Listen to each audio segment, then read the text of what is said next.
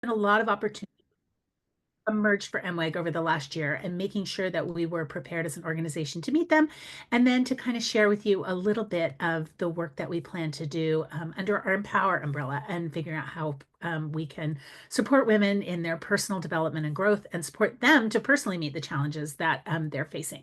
So without further ado, I am going to hand section number one over to Emma, and she's going to talk with us a lot, I think, about what we have on deck right now in terms of advocacy and how we're thinking about it broadly in kind of the psychological way we're approaching it this year. Everyone, it's so great to see you. It's great. It's such a big group here. It's a good sign. You're all here and ready ready to start the year off with some MWEG, and we're thrilled that you're joining us. And for those who are watching later, which I know many of you do too, thanks. We're so glad that we could have this flexible option for you. So, as Jen said, we have been doing a lot of planning. I know I've talked about it in a couple different past events. We're always planning here at MWEG. What do we do other than, we're really good at looking ahead at what's coming down the pike and trying to think about how we can prepare for it. And, MWEG is an 8-year-old organization at this point, and every year we have adjusted and changed and grown and tried to do the things that were needed to meet the moment, the political moment, and the needs of our members at that time. So at this moment, we've done a little bit of a restructure, and we're kind of staffing up our advocacy team. We have spent some time this past year, really looking at what were the needs of the organization. How could we be responsive to our members' needs? How could we both support the advocacy that we're doing collectively together, the positions that we take? How could we make sure that we were really listening to our members and hearing your opinions and thoughts? We have this beautiful ecosystem of women with a lot of different opinions. And so that we have lots of different spaces. I kind of joke that it's like a 24/7 social listening group. I always say that to people. It kind of never ends because we're in all the time zones. And somewhere, sometime, any given time of the day, some MWEG member is online somewhere expressing her opinion, oftentimes in our spaces. And so we want to make sure that the work that we do is really responsive to and really listening to the things that you're concerned about. Oftentimes we'll read a comment or an email from an MWEG member, and it will adjust our thinking or send it in a little bit different direction, and we're trying to be very mindful of that. So the first thing I would tell you is that when you have opinions about things in the news or in politics, MWEG Central is like the very best place to communicate those to us. Start a post there about something or comment on another post that's already there, whether it be in the main discussion space or we have different advocacy discussion spaces. Those really help us. It really matters. It really, we listen, we pay attention, we oftentimes, will catalog those to some extent. It also really helps when you complete our calls to action. And there's either the formal ones where we've decided we're taking a position on something and we're asking you to speak out, or we have a blank call to action. That's actually a really great way for you to reach out to your legislators and allow us to also be seeing what's on your mind, because those get sent automatically to your legislators, but then we also can read them, and it allows us to reach out to you and say, this was something that maybe you could consider doing an opinion piece about. So we really, really strongly encourage you to continue to express yourself in the MWEG spaces in ways that we can take in. And the two best ways to do that are on Central and are through our call to action system. And that helps us take in the really diverse political opinions you have. It's it's better for us if we can take them kind of all in an orderly way, in a way that we can kind of compare and contrast and see where there's patterns, because they are very different. I always say it's a good week at MWEG when we get an email from one or a message from one person about this issue and another person about the same issue, and they have an opposite opinion. And sometimes they're very passionate about that exact issue, but in two opposite ways.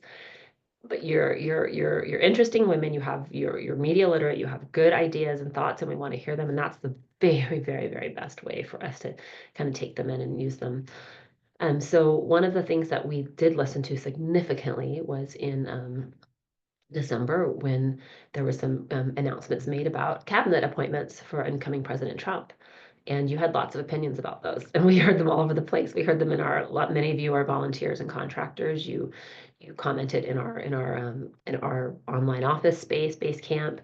There was a lively discussion happening in Central. There was also one happening in our Facebook discussion group. And I will just tell you, Facebook is certainly a place where a lot of people put a lot of opinions, and you're welcome to do that there. I can't guarantee that we're going to get all of them from that space. If you really want to be heard, you join Central and do them there, or do them through our call to action. It's a much more orderly way for us to take those in and such.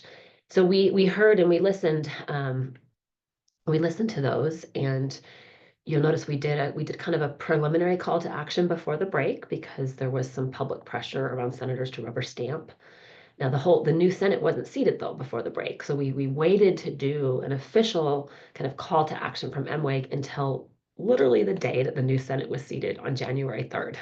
The timing of that was intentional. We've been working on it for a while. We've been doing research and talking to many experts about this.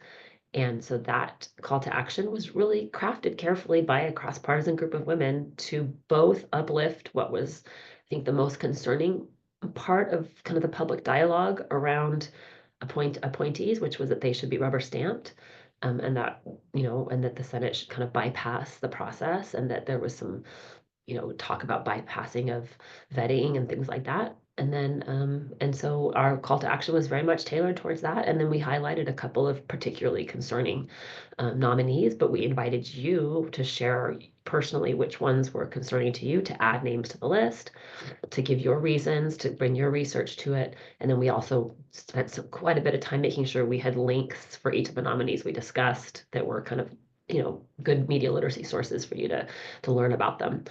So that was our first call to action of the year. There'll be more. We want to make sure that we're giving you the tools you need to reach out. We invite you to use that blank call to action anytime you reach out to your legislators, your senators, your legislators. Those of you in kind of some of the states where we do state advocacy work, which is really Idaho, Utah, and Arizona and Nevada, there'll be some more state advocacy on behalf of MWEG there.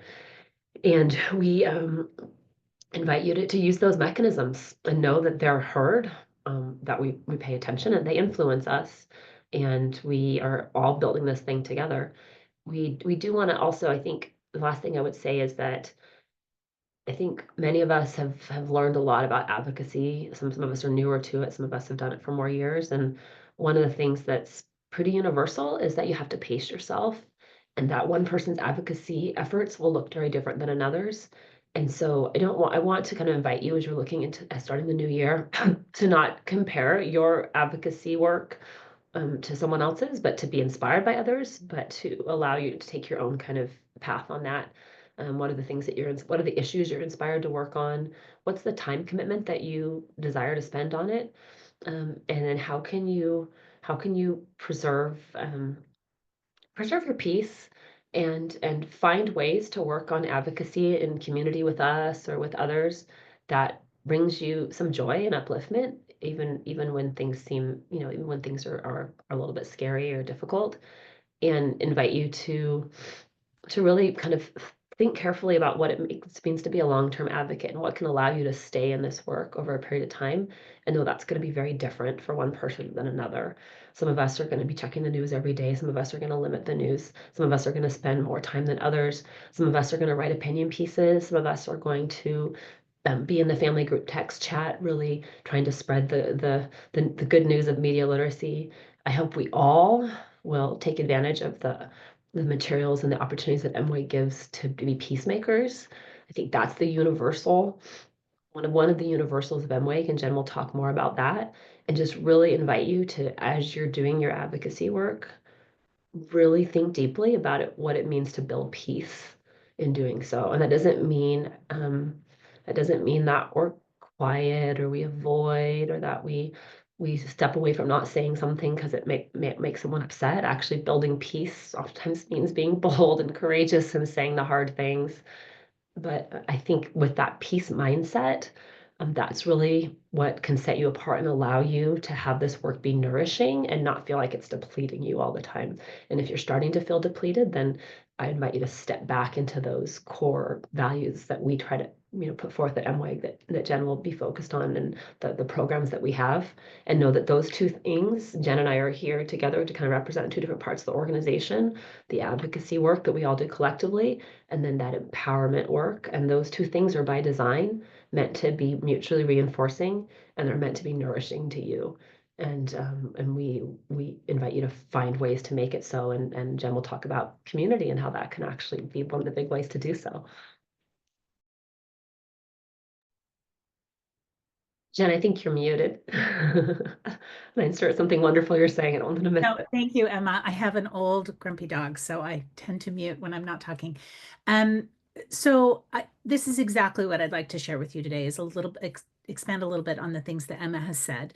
Um, you might have heard us talk about this in other spaces, but MWEG right now is possibly one of the only grassroots organizations that is actively doing advocacy on a wide range of issues that is almost just really well divided in terms of the ideological representation of our membership. So we've got, having run our membership records against voter registration records, we found that our membership is about 40% Republican, registered Republicans, 34% registered Democrats, and then the rest are independent or unenrolled. And this, again, is a really rare space. There are a couple of things to remember. That feels impossible now and strange. It's important to remember that for the best parts of our history and for many, many years as a nation, this was actually how we functioned. And we functioned really well, working together, even though we had a range of political beliefs. And one of the things that has broken down and that has made it difficult for us, there's certainly other elements, mis and disinformation, hyperpolarization being aggressively kind of pushed for amongst our political leaders. But a third is definitely a breakdown of community. Um, One of my dear friends used to say years ago, we had sort of a spicy personality in our ward. And she said that whenever she found that that person was getting most on her nerves, she just needed to get closer to her rather than further away from her, because getting closer to her and working with her on something reminded her of all of this woman's extraordinarily good qualities.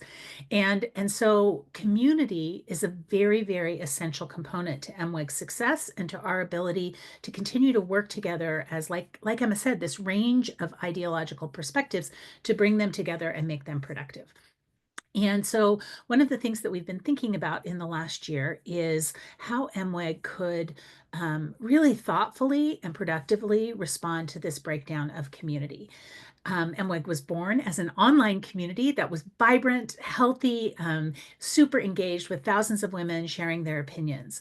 A couple of things have impacted that. A lot of women have left Facebook and other online spaces for reasons that Emma had listed before, burnout and concern about the information that they were getting there. Meta increasingly throttles our ability to connect with people around us for a variety of reasons.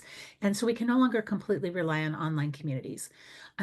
We also are, as a nation, doing significant amounts of repair following a pandemic, which fractured a lot of our in-person relationships. So we are launching this new year with a new entire sort of section of MWEG being really staffed with extraordinarily competent and visionary women, being led by Alexis Bradley of Let's Talk Sis, who has joined MWEG as an employee this year to be our Director of Communities. And she will be working with a team of 5 women who will be working over membership, our state and geography based communities, our online communities, our volunteer communities, which is another way that women can come together and serve together, and then our community of women working to fight racism in Utah, which is called UROAR. And we hope that with this visionary leadership and the opportunity to rethink what it means to be in community, that we will be able to offer all of you a wide range of opportunities to connect, come together with, come to know, and come to love some of the people in the world around you who might have different opinions and, like our friend in our ward, might have been a little bit spicy, but that doesn't mean that that person isn't of value and of worth and can't add a lot. So we are hopeful that this new system will really help us to prioritize our members' needs and their relationships and do a better job of helping to get some of our fantastic content to you as members. That's the second thing that I'd like to talk about a little bit, which is Emma alluded to our deep commitment to empowering women and peacemaking. So we've got this complementary structure that she talked about. We've got this advocacy work and we've got this empowerment work where we help women develop their personal capacities. And for us, those two things absolutely dovetail and go hand in hand. We really only want women of MWEG doing advocacy work in a way that, like Emma said, builds them up, develops their capacity, replenishes them, leaves them stronger. It doesn't mean that things aren't hard and we don't get worn out temporarily, but we are determined to create opportunities that do not sap from you all of the best things about you and take from you all of the good things about you without bringing something back to you. And that's our empowerment work. We help women develop the capacity to be principled citizens. We help women develop the capacity to understand objective truth and be literate in terms of their consumption of information. We help women develop peacemaking skills. And we are doubling down on all three. Oh, and four, we help women develop the capacity to engage in really healthy ways in our civic sphere that are nonpartisan. And we are doubling down this year on all four of those things, building robust programs, helping to do a better job of delivering the ones we already have, so that all of you can have the opportunity to pick the things that will you feel best nourish you, that will fertilize your personal garden, that will give your personal talents the opportunity to be put in play and prepare you to stand up for what you know is right, but in a way that improves your life rather than kind of destroys it and makes it dysfunctional. That is such an important aim for us. So we hope that you'll, again, on Central and in other spaces, continue to join us for our presentations and most particular and our opportunities to engage with content, whether it's in people's home or classes that we'll be posting on Central. We have a huge range of things that are going to be forthcoming this year. But more than anything, I hope that you will consider joining us this year for our spring conference. Our spring conference is one of the most rejuvenating, inspiring, remarkable experiences that MWEG has to offer our membership. For those of you who are in Utah or the Intermountain States, we hope you will consider joining us in person. But we are trying to make it even easier this year due to a remarkable sponsorship to make it less costly and expensive for all of the women across the nation to join us virtually, and then also to have the recording so that they can draw on them personally. Over the last few years, as we've expanded our reach, invited speakers, we have had an increasing number of speakers who are coming from outside of Utah, who are often not members of our faith, who are women at the highest level of professional engagement and who represent sort of the pinnacle of some of the areas that we bring them in to talk about. And every single one of them has reported back to us that the MWEG conference is one of their favorite conferences that they have ever attended, that it leaves them feeling, they leave feeling replenished, connected, and that is just a really rewarding event. So we hope that you will consider joining us on March 22nd at Utah Valley University in Orem, Utah, as we're in the thick of preparations for that, and we're going to have in the next 2 days, I think, later tomorrow, and then early next week we'll be announcing our main speaker and our plenary speaker, and we are absolutely excited about the messages that they're going to bring to you, and we hope you will be as well. So maybe as we close, I just want to answer, Jen left a question in the chat about a call to action and kind of hesitating to do it because not sure that it's impactful. And I don't think we're going to overpromise and say, well, your letter might change the course of history. No, that's certainly not what we're trying to say here. But I think a couple different frames that might help to look at it. One is that your letter is not the only one. We actually, in the course of the past, I think we put out that last call to action on a Friday night. And I think between that one and the one that we had in December, we're looking at over 600 letters that have gone out from MWEG members across the US. So you got to think of your letter as a chorus. It shows a pattern. I think the other thing to know is that following up with a phone call is always a good thing as well. A few of us will be in DC. We're actually in DC quite regularly, so we'll be hand delivering letters. There were a group of letters that we did send also in December, and we'll do it again this month. So we also bundle your letters with others in your states, and we reach out directly to staff that we have contacts with in that state and give them a personal email that says, here's our position as an organization, here's some constituent letters to support that. So there's like lots of different ways that your letter can have an impact beyond feeling like it's like this one kind of drop in the pond. I think if you have a desire to turn it into a letter to the editor, a letter to the editor is a pretty is if you've already written a letter to your member of Congress or to your senator, a letter to the editor is actually not that much farther to go because you've already done some of the thinking. So reach out to our op-ed lab on Central, or you can reach them via email at opedlab@mweg.org. And Emma, Yeah. can I just explain that letters to the editor, for those of you who don't know, are quite different than opinion pieces. Opinion pieces are longer. They're kind of have a harder threshold barrier for entry. Letters to the editor is the opportunity to get in a local paper. They really are looking for individual citizen voices, and they usually don't need to be much longer and even sometimes a little bit shorter than the letter that you'd already written to your congressperson. So Emma is not wrong. The barrier to entry there is much smaller. It has a high impact, and you've already done the work, and we can help you get that out there. And it does help. We know this that staff of our legislators, they have media alerts for when their legislator is mentioned in the news. So if you do a letter to the editor and you can figure out a way to work in the name of your senator, then we know that for sure that will be cataloged and brought to them. So that's a really important thing to remember. I think the other thing, like we had one MWEG member in Utah who I think in December I was messaging with her privately on Instagram. She got 30 friends and family to write to John Curtis about the nominations.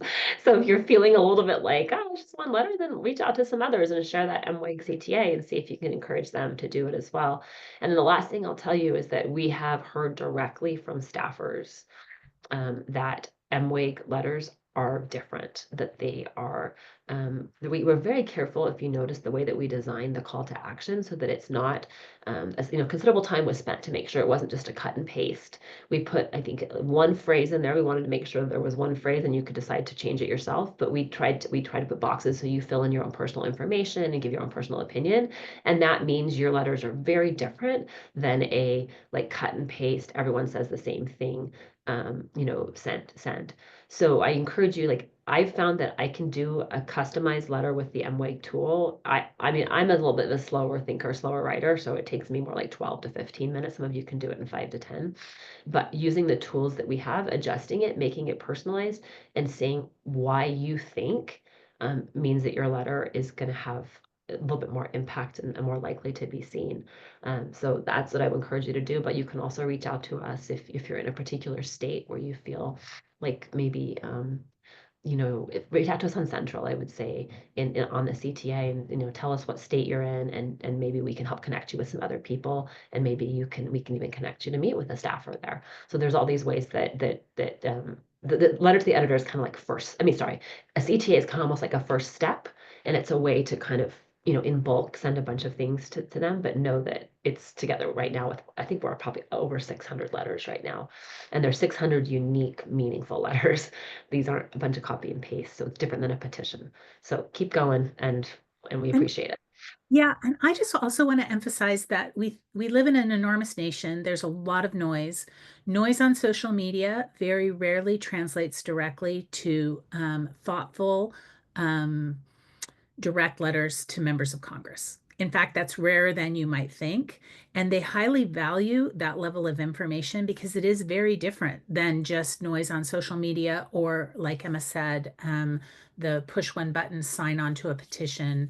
That just doesn't register with them in the same way. And we have heard again from members of Congress that it takes actually a surprisingly low number of letters to impact a congressman when they are coming, or congresswoman when they are coming from true constituents, and particularly one of the things that MWEG has to offer when they are coming across a range of partisanship. That is one of the really remarkable things in terms of letters that come from MWEG. They aren't just coming slamming from the right or coming slamming from the left, but they offer these nuanced opinions. Say, I'm a constituent. This is my political opinion, how my political affiliation. However, I feel strongly about this issue, and that also has an enormous impact in the aggregate. I think we covered it, friends, for now. We'll be back. I think next week you're gonna get to meet some of our new advocacy leaders, and we're gonna talk about kind of an advocacy spectrum of engagement and the different ways that MWE can get involved with that. And just really grateful to you for all of you for showing up today. It's really great to see your faces and your pictures, and this is the power of community, right, Jen? Right here. It is the power of community. And I also just want to close by adding, um, I don't want to close this meeting without adding also that we truly have seen the transformative power over the last 8 years of peacemaking. It is not intuitive. It is not the way people do politics in our nation. And yet it is actually extraordinarily productive. Trying to engage, to being one of the voices that engages with power. That's, I mean, we run away from injustice, we face it directly, but doing it in a way that does not invite contention, but allows us to deal effectively with conflict, is one of the most important things that we can do as citizens. It's one of the rarest things happening right now, and it's one of the biggest gifts that MWEG has to offer the world. And so we would just encourage you to truly commit to the properties of peacemaking, both in your daily life and in your political life. And we know that we already do see that they have an enormous example, again, as Emma said, particularly in the aggregate. So keep it up. You're becoming well known for that. And we are so proud of that fact. Thanks for joining us.